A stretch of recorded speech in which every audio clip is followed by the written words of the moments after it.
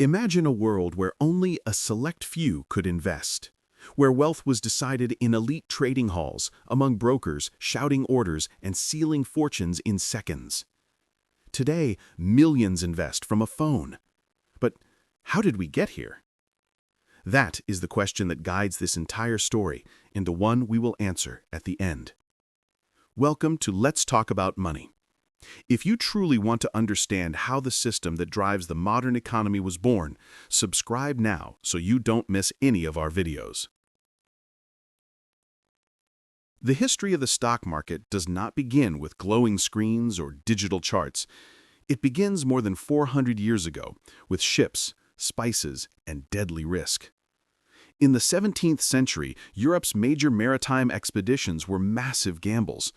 They could bring back immense riches or sink into oblivion. Dutch merchants needed a way to share risks, divide losses, and multiply profits. And so in 1602, the Amsterdam Stock Exchange was born, considered the first modern stock market. For the first time in history, citizens could buy pieces of a company, the Dutch East India Company. It wasn't just investing. It was taking part in voyages that crossed oceans. This was the origin of the concept of a share, a fragment of a company, a vote of confidence, a piece of the future. The system worked so well that other cities quickly followed the model. London created its own exchange, then Paris, and later New York. In 1792, under a tree on Wall Street, 24 brokers signed the Buttonwood Agreement. That small pact would become one of the most influential institutions in the world, the New York Stock Exchange, NYSE. Throughout the 18th and 19th centuries, investing remained an exclusive privilege. Trades were executed literally by shouting, the famous open outcry, with brokers waving papers, using hand signals, and competing frantically to execute orders. It was chaotic, aggressive, adrenaline-filled, and reserved for very few. Over time, the market embraced two universal symbols, the bull and the bear. The bull represents strength, optimism, rising prices, forward momentum. The bear represents caution, decline, prudence, falling markets. Both animals became metaphors for human emotions when investing, greed and fear, hope and risk. But stock market history is also shaped by crises. In 1929, excessive speculation led to the collapse of the U.S. market. Millions lost their jobs, their savings, their homes. The lesson was unmistakable. Without regulation, markets can self-destruct. That's why, in the decades that followed, new laws, regulatory bodies, and institutions were created to protect investors. The stock market stopped being a wild territory and began to professionalize. However, the biggest shift was still ahead. At the end of the 20th century, technological progress opened the door to a total revolution. The shouting on trading floors began to fade. Paper replaced computers. And then, the internet arrived. For the first time, anyone, not just brokers in colorful jackets, could see real-time prices, place orders, learn, compare, decide. Investing stopped belonging to an elite. The stock market was democratized. The arrival of the 21st century transformed the investing experience. Screens replaced the noise of the trading floor. Power shifted away from professional brokers and toward retail investors, who for the first time gained access to information that had once been reserved only for experts. The rise of digital platforms changed everything. Buying stocks no longer required phone calls or traditional intermediaries. One click was enough. The stock market, once an inaccessible world, became a tool open to students, workers, entrepreneurs, and anyone willing to learn. But as investing became widespread, its psychological rules changed as well. History always reminds us that investing is not just a financial act, it is a battle between emotion and discipline. The bull and the bear, ancient market symbols, became representations of something deeper. the human impulse to chase quick gains, and the fear of losing everything.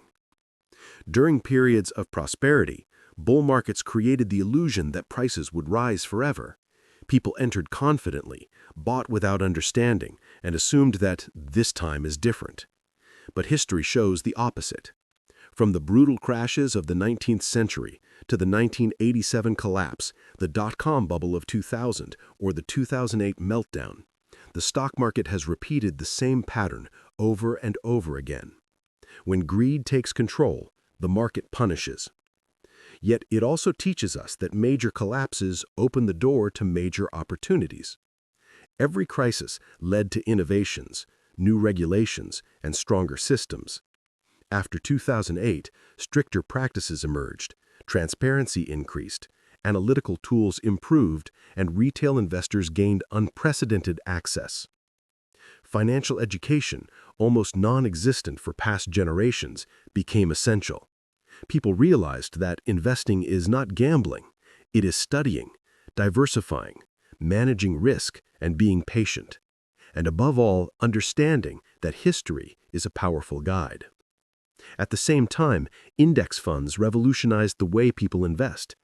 Instead of trying to guess which stock would rise, these funds replicated entire indices like the S&P 500 or the Nasdaq. Studies showed that over the long term, these funds outperformed most professionally managed portfolios. Investing stopped being a game of picking winners and became a systematic process. New generations no longer need a personal stockbroker. They need knowledge. And while technology opens doors, it also creates traps. Social media, rumors, miracle signals, and fast-moving trends can destroy fortunes in hours. The same democratization that empowered millions also left many exposed, those who confuse speed with wisdom. But history reminds us of the essential truth. Markets always reward long-term discipline. Legendary investors did not become wealthy through one brilliant move, but through years of consistency and prudent decisions. The bull and the bear continue their dance, just as they have for centuries. But today, for the first time, millions can watch that dance directly and participate in it wisely. As we move toward the present, the initial question returns. How did the stock market go from being an exclusive club of brokers to a space where anyone can invest from their phone? The answer lies in history itself. The stock market evolved because the world evolved. Information became accessible, markets became global, and technology tore down the walls that once protected the traditional financial system. Today, a person can buy a fraction of a share, invest in a global index, or build an entire portfolio with a free app.